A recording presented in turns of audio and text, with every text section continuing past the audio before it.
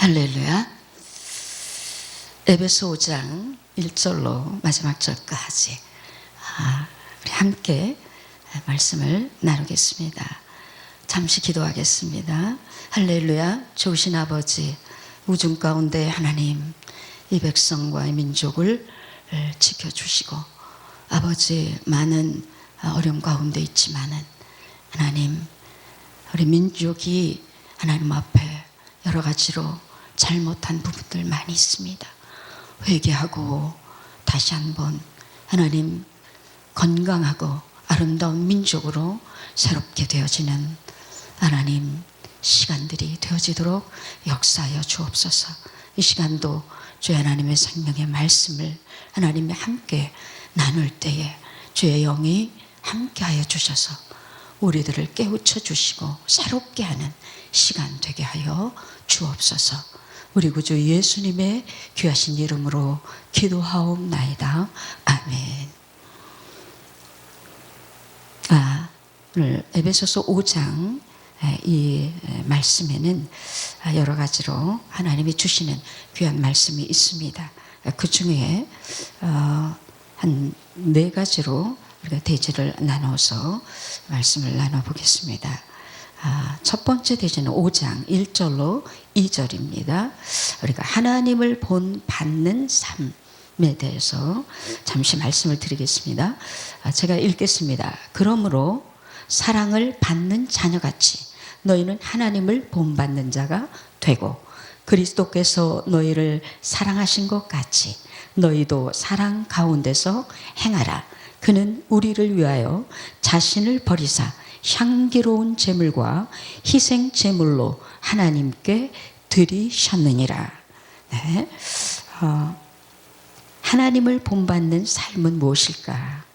그 1절과 2절에서 우리에게 들려주시고 있습니다. 여기 그러므로 사랑을 받는 자녀같이 그랬어요. 여기 좀 어순이 조금 매끄럽지는 않지만요. 사랑을 받는 자같이 하나님을 본받는 게 아니고 하나님을 본받음으로 말미암아 사랑을 받는 자녀가 되라. 이런 의미가 되겠습니다.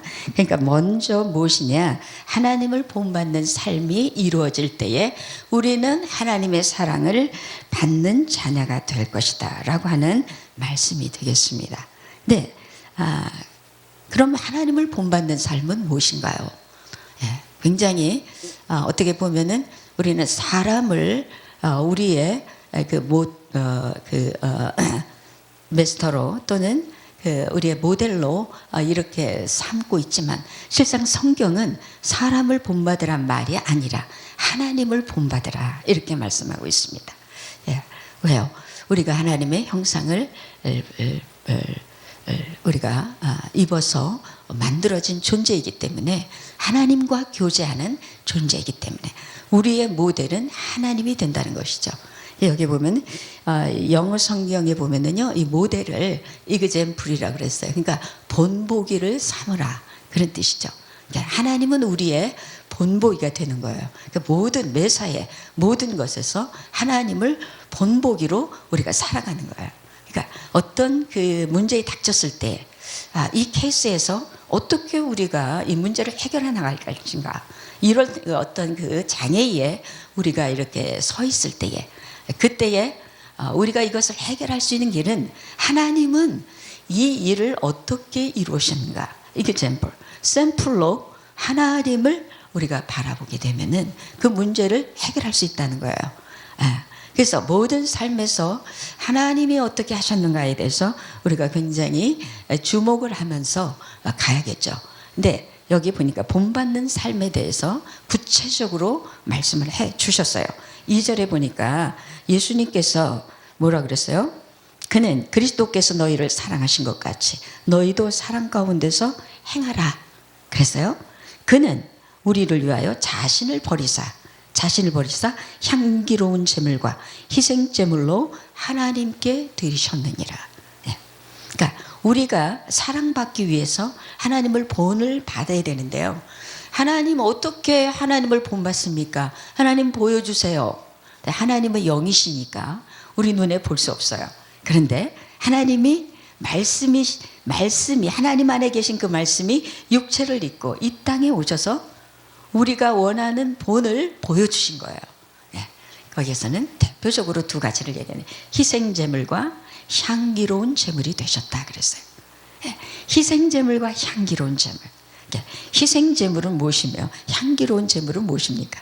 물론 다 그게 하나님 앞에 올려지는 번제물이지만은 여기 우리가 조금 더 이렇게 구분을 해 본다면은 희생제물은 출애굽기 19장인가요? 거기에 나와 있습니다. 희생제물을 어떻게 드려야 할지 거기에 대해서 나오는데요. 수송아지와 수염소를 이제 각을 뜨고 거기에 내장을 끌어내고 기름을 떼어내고 피를 받아서 제단에 바르고 뿌리고 그리고 그 기름과 소수의 그 각은 떼서 그 번제로 태워서 하나님께 올려드리고 가죽과 살과 그 내장 이런 것들은 그 영문 밖에 나와서 태워라 이렇게 말씀하셨어요. 그래서 여기서 희생 제물은 예수 그리스도의 그 우리의 죄로 인한 그 모든 죄를 짊어지시고 십자가에 죽으신 그 사건을 얘기하는 거죠. 그리고 향기로운 제물은 물론 이 희생 제물이 향기로운 제물이긴 분명합니다. 그러나 우리가 조금 더 세분해서 들어가 보면은 이 향기롭다. 정말 하나님 맡으시기에 너무나도 아주 그 신선하고 하나님 그 향기를 하나님께 그 아주 그 만족한 향기를 드리는 그것이 바로 주님이 드린 제물이라는 거예요. 향기로운 제물이라는 거예요. 이 제물은 뭐냐?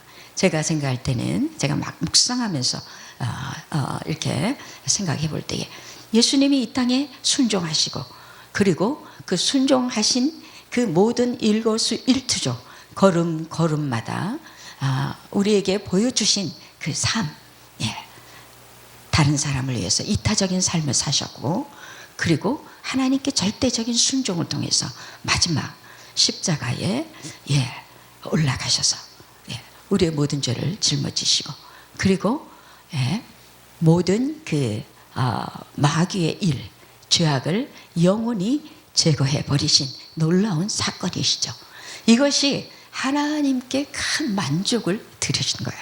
그러니까 하나님이 이것을 받으실 때에 얼마나 향기로운지 하나님의 그 마음의 깊은 그 아픔과 그 깊은 그 아버지 하나님의 그 말할 수 없는 그 당신의 그 슬픔을 단순간에 해결해 주실 수 있는 이 놀라운 그 역사, 이것이 바로 희생제물이요 향기로운 제물입니다. 오늘 하나님이 우리에게 주신 말씀이 바로 우리가 그분 앞에서 희생제물이 되어지고 향기로운 제물이 되기를 주님이 원하시나요? 거예요. 사한 제물이 된다는 거죠.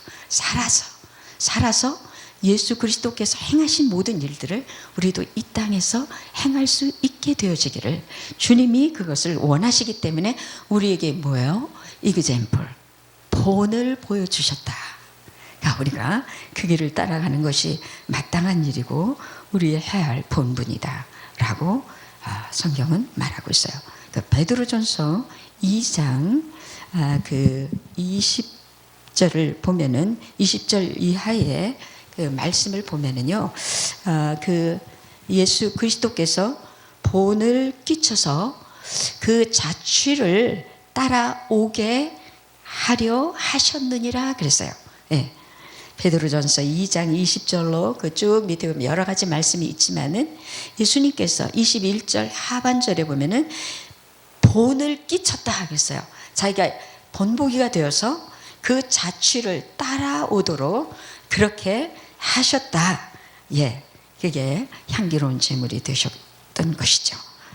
그리고 24절에도 보니 친히 나무에 달려 죄를 담당하시고 우리로 하여금 우리의 죄에 죽으시고 우리의 의로 인해서 우리가 다시 사는 그런 그리고 그가 채찍에 맞음으로 우리가 나음을 입는 이러한 희생 제물이 되셨던 것은 예, 오늘 우리가 이게 성경에 많은 여러 군데에서 이 말씀을 하고 있습니다. 두 번째는요, 3절로 7절의 말씀인데, 사탄의 그 영향력을 받는 삶, 즉 육체적인 죄로 인해서 사탄의 영향력 아래 들어가게 하는 그러한 삶, 이것이 무엇인가? 첫 번째는 우리가 하나님을 본받는 삶이 있는가 하면은 육체적인 죄로 인해서 사단의 영향력 아래에 그렇게 머물러서 살아가고 있는 그 삶이 있다는 거예요. 그게 바로 3절로 7절의 말씀이죠. 3절과 7절의 말씀, 특별히 3절의 말씀 보면은 음행과 온갖 더러운 것과 탐욕은 너희 중에서 그 이름조차도 부르지 말라. 이는 성도에게 마땅한 바니라. 누추함과 어리석은 말이나 희롱의 말이 마땅치 아니하니 오히려 감사하는 말을 하라. 네, 이 3절은요, 그 음행에 대해서 얘기가 나오는데요. 음행은 포르네이아라고 해서요. 이것은 합법적인 결혼을 결혼 외에 그 혼 외의 정사, 혼 외의 육체적인 관계를 갖는 죄를 여기서 얘기를 하고 있습니다. 온갖 더러운 죄는 또 무엇이냐? 이거는 아카다르시아라고 해가지고요, 세속적이면서 또는 어떤 그 종교적인 여러 가지 그 잘못된 그 종교가 있지 않습니까?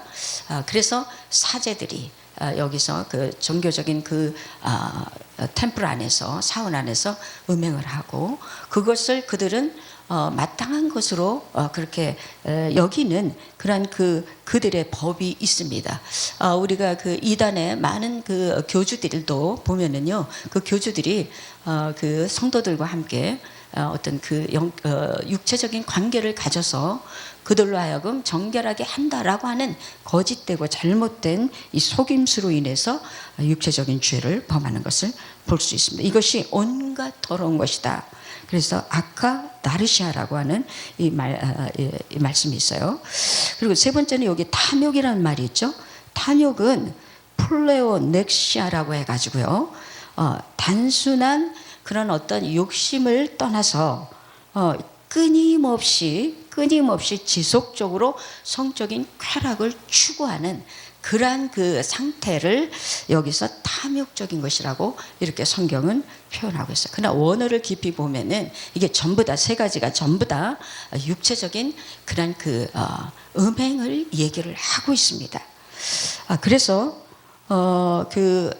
이러한 그 음행은 계시록 2장 12절에 나오는데요.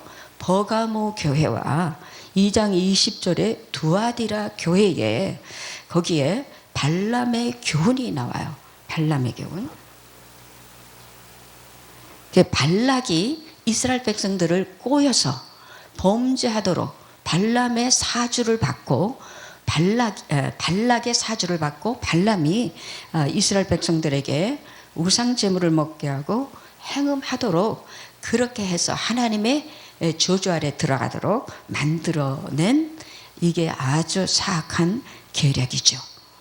거기에 걸려 들어간 많은 이스라엘 백성들이 죽임을 당하고 그날에 하나님의 큰 진노가 이스라엘 진영에 있었던 것을 우리가 알 수가 있어요. 두아디라 교회에도 자칭 선지자라고 하는 여자 이세벨이 있었는데요. 이 이세벨이 하나님의 종들을 꿰어서 행음하게 하고 우상의 제물을 먹게 했습니다.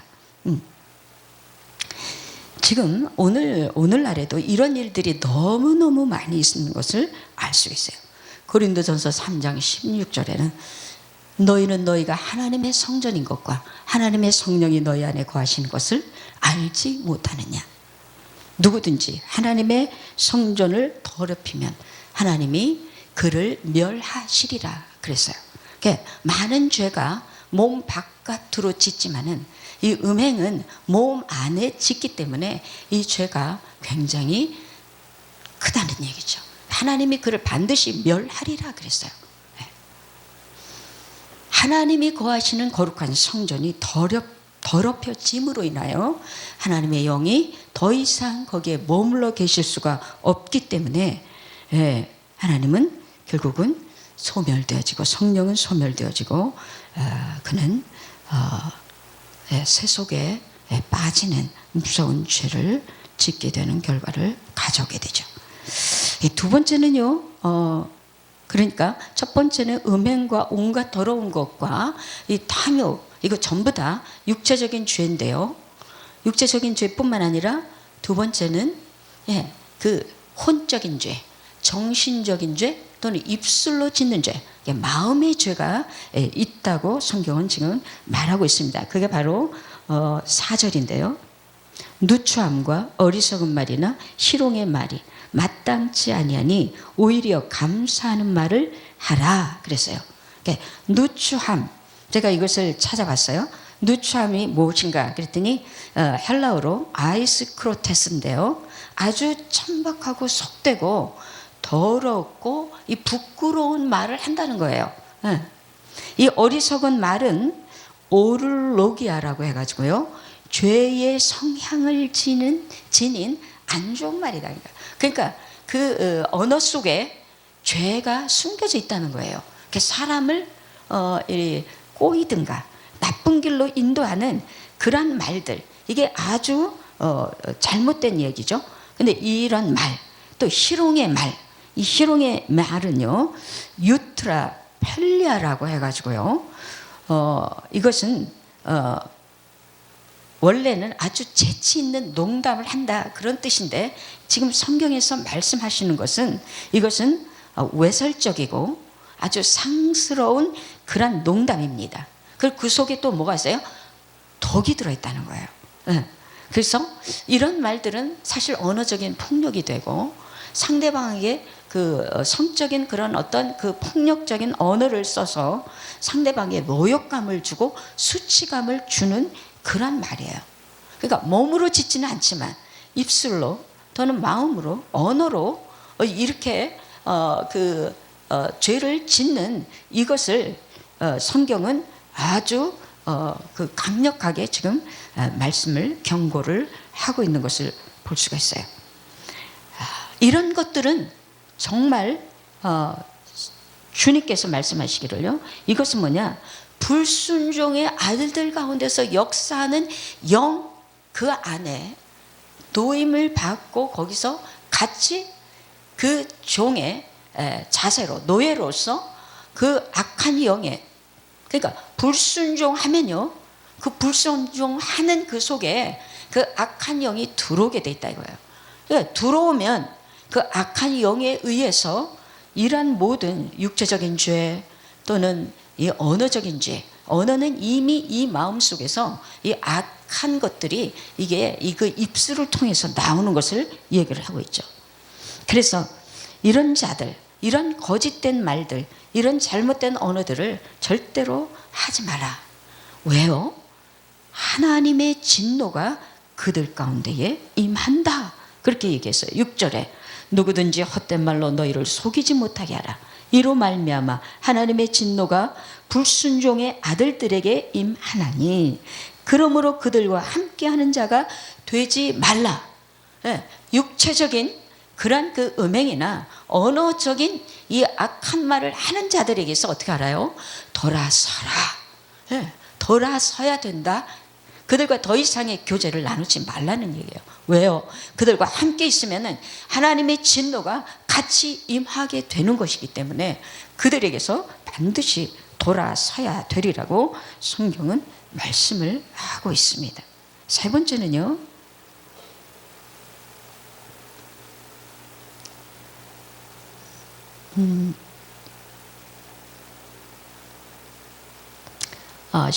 15절로 보겠습니다. 8절로 14절까지 세 번째는 빛의 열매에 대해서 말씀을 드립니다. 너희가 전에는 어둠이더니 이제는 주 안에서 빛이라. 빛의 자녀들처럼 행하라. 전에는 어두움이었죠, 우리가. 그러나 주님 안에서 이제는 우리의 존재가 바뀐 거예요. 빛이에요. 여러분들이 어디를 가나 반짝반짝 빛나도록 하나님이 높이 세우세요. 어디요? 산 위에 있는 동네가 많은 사람들을 바라보는 것처럼 등불을 켜서 등경 위에, 높은 위에 그 등잔을 올려놓는 것처럼 많은 사람들 위에 하나님께서 우리를 세우셔서 무엇을 보게요? 빛을 보게끔 그 빛의 열매를 이 시간에 주님이 말씀을 하고 계시는데요. 그 9절에 빛의 열매는 하고 나오죠. 첫째, 모든 착함이다. 두 번째는 의로움이다. 세 번째는 진실함에 있다 그랬어요. 네. 이게요, 선과 의와 그 다음에 진실이에요. 이 세 가지. 이게 뭐예요? 빛의 열매다라는 거예요. 여러분 꼭 기억하시기를 바랍니다. 빛의 열매, 이것을 가슴에 품고 하나님, 나도 빛의 열매를 맺게 해주세요. 그래서 빛이 되어지고 또 선이 되어지고 그 다음에 의가 되어지고 그 다음에 진실한 존재가 되어지도록 우리가 주님 앞에 기도해야 되리라 믿습니다. 선은 영어로는 goodness지만요, 이것을 우리가 헬라어로 보면은 아가도슈네 이래요. 아가도슈네. 그래서 우리가 이 선이라고 하는 것은 너무도 우리에게 분명하게 말씀해 주는 구절이 있습니다. 제가 누누이 말씀을 드리는 구절이죠. 사도행전 10장 38절에 거기에 선에 대해서 나오고 있어요. 이 선은 착함, 옳음 이런 것들이지만은 특별히 예수 그리스도께서 이 땅에서 행하신 일들이에요. 예수님이 두루 다니시며 착한 일을 행하셨다 그랬어요. 뭐 때문에요? 성령이 우리 예수님에게 제한 없이 한량 없이 계속해서 부어 주심으로 말미암아 예수님이 두루 다니시면서 착한 일을 행하시고 마귀에게 눌린 자를 고치시고 병든 자를 고치시고 약한 자를 일으키시고 죽은 자를 일으키시고 그리고 하나님의 나라의 생명의 복음을 증거하신 이것이 무엇이다? 선한 일이다. 성경은 분명하게 말씀하고 있습니다. 우리가 선이 무엇인가 의심할 필요 없고 궁금해할 필요가 없습니다. 하나님의 말씀이 이제 정확하게 우리에게 정의를 내려주고 있잖아요. 그래서 이 아가도슈네 선, 이 선이 무엇인가? 사도행전 10장 38절을 여러분이 읽으시면서 선이 이것이구나. 나도 선을 행하리라. 전적인 이타적인 삶, 다른 사람을 위해서 우리가 태어났다. 하나님이 우리를 다른 사람을 돕기 위해서, 약한 자를 돕기 위해서 하나님이 우리를 만드셨다 라고 한다고 하면은 우리의 정체성이 바뀌어지겠죠. 지금까지 나를 위해서 살아왔고 나라고 하는 존재 때문에 열심히 우리가 수고하고 땀을 흘렸는데 이제는 그것이 아니다. 진정한 선의 삶으로 우리의 삶이 방향이 바꿔지기를 원하시는 것이 주님의 소원이십니다. 두 번째는 의인데요. 이거는 우리가 righteousness라고 해가지고 다카요시네, 이거는 다카요시네. 위에 것은 아가도시네인데 이거는 다카오시네. 그래가지고요, 이 뜻은 뭐냐면은 자신의 의무와 자신의 직분을 이행하는 그런 아주 공정하고도 바른 행위다. 이렇게 정의가 되어 있어요. 아까 첫 번째 얘기한 이 선은 온유하고 도덕적인 그런 행위를 의미한다면은 이 의는 자신의 의무와 자기가 이루어야 할 그런 반드시 해야 할 그런 어떤 이행해야 할 그 바른 행위, 이것을 의미를 한다는 말씀이죠. 세 번째는요, 알레세이아라고 해가지고 이 진리는 진실이라고 하는 것은 알레세이라고 그래가지고 우리가 우리의 행위 그리고 말 그리고 이런 것들이 우리의 인격과 이런 것들이 아주 정직하고 진실하다고 하는 그러한 의미를 얘기하는 거예요. 그게 알레세이야. 그래서 진실이라고 하는 얘기인데요. 이 세 가지 빛의 열매가 무엇일까? 그건 선과 의와 진실이다. 근데 여기서 조금 더 우리가 한 단계 더 깊이 들어가 보면은요, 이 선과 의와 진실은 예수 그리스도의 삶이었다. 우리가 이렇게 볼 수가 있어요. 예수님은 선을 위해서 아까 말씀드린 자기의 일생 30년 동안의 모든 이 3년 동안 그리고 3년 반 동안 그리고 그 30년 동안 가정을 돌아보며 가족을 책임진 가장으로서의 삶을 사셨죠. 그리고 3년 반 동안은 인류를 위해서 삶을 사셨고 마지막에 십자가에서 우리 모든 인류의 죄를 속하고 마귀의 머리를 짓밟으신 놀라운 그런 삶, 이것이 예수 그리스도의 선이었다고 한다면 의는 뭔가? 의는 바로 이 땅에 부르심을 받고 이 땅에 보내심을 받고 이 땅에 오신 예수 그리스도의 가장 중요한 목적은 바로 십자가에 올라가시는 거죠. 조금 전에 말씀드린 것처럼 예수님의 그 선은 모든 이타적인 삶이지만 이 의는 더 두드러지게 무엇을 의미하느냐? 예수님의 십자가의 사건. 그리고 이 의는 불의를 용서할 수가 없어요. 불의를 참을 수가 없어요. 불의를 내버려 둘 수가 없어요. 반드시 십자가에서 이 사단의 모든 그 권세와 모든 능력을 쳐 부시고 완전히 발등상이 되어지도록 하셨던 이 일이 바로 그리스도의 의입니다. 그리고 이 진실은 무엇인가? 이것은 그분의 인격을 말하는 거예요. 그래서 하나님 안에서 그분과 교제하고 하나님과 교제하고 하나님과 성령님과 교제하고 그리고 그의 사랑하는 제자들과 그의 사랑하는 백성들과 교제하면서 아주 진실하고 순수하고 순결하게 살아가셨던 그 예수 그리스도의 인격을 우리가 만나볼 수 있는 길이다. 그래서 이 빛의 열매는 세 가지, 선과 의와 진실. 오늘 우리에게도 이 세 가지가 그대로 우리의 삶 속에 임해지는 역사가 일어나기를 바랍니다. 네 번째가 있어요. 그것은 지혜다. 그랬어요. 여기 보니까 15절에 이런 말씀 있죠. 그런즉 너희가 어떻게 행할지를 자세히 주의하여 지혜 없는 자같이 하지 말고 오직 지혜 있는 자같이 하여 세월을 아끼라. 때가 악하니라.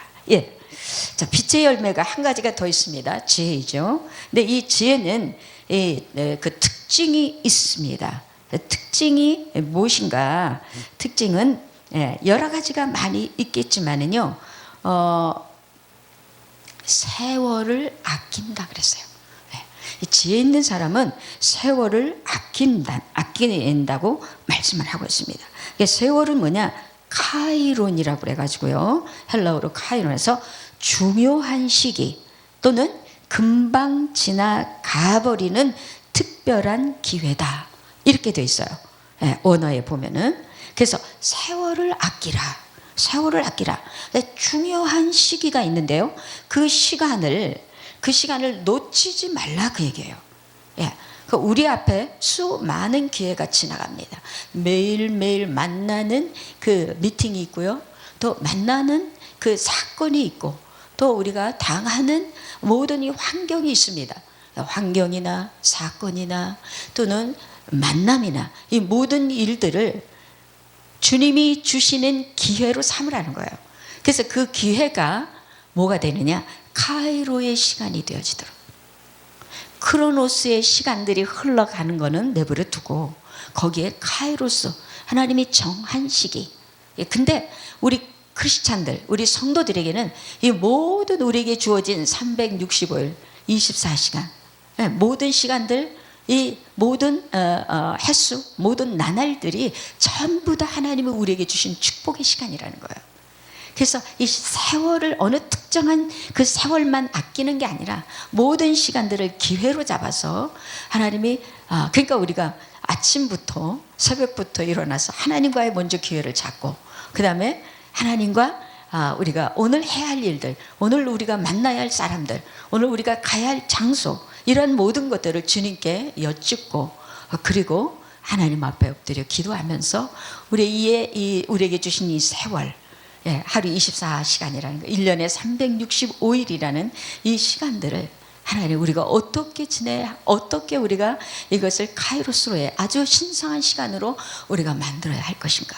이것을 우리가 새벽에 기도하면서 이것을 놓치지 말라. 왜요? 때가 악하기 때문이다 그랬어요. 때가 이제 매우 지금 이 말씀이 2000년 전에 기록이 되어 있지만 하나님의 말씀은 시간과 공간을 초월하는 것입니다.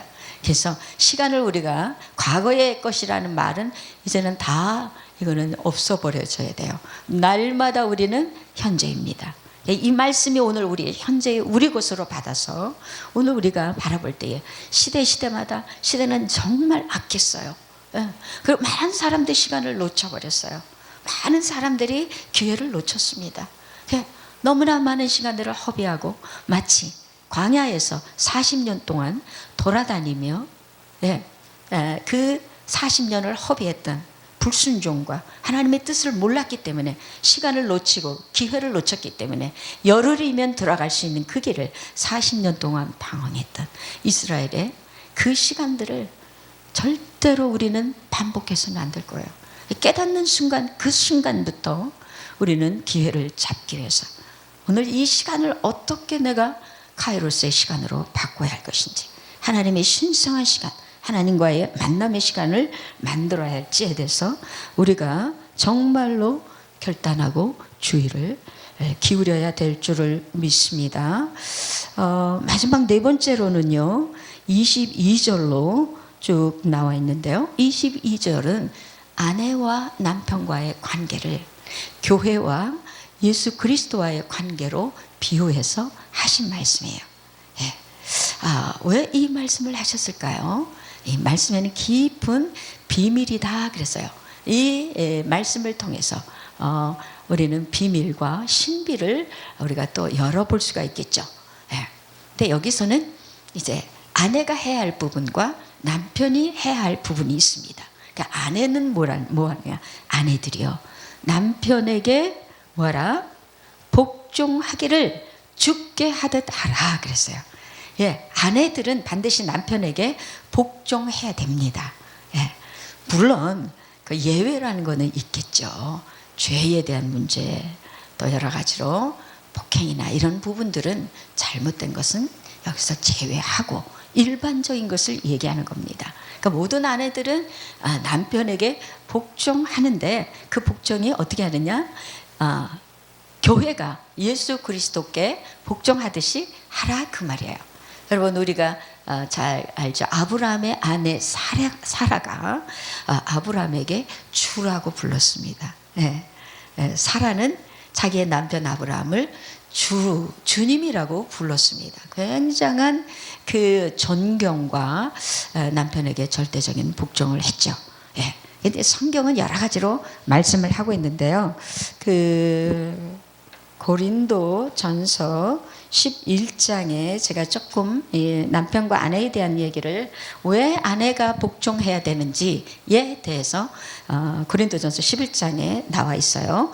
제가 좀 빠르게 읽어보겠습니다.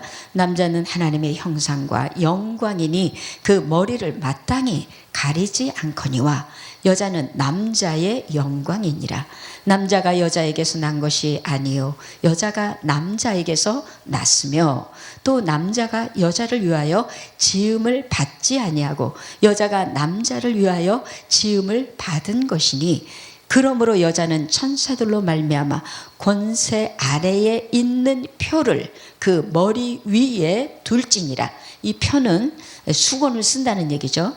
그러나 주 안에는 남자 없이 여자만 있지 않고 여자 없이 남자만 있지 아니하니라. 이는 여자가 남자에게서 난 것 같이 남자도 여자에게서 여자로 말미암아 났음이라. 그리고 모든 것은 하나님에게서 났느니라. 네.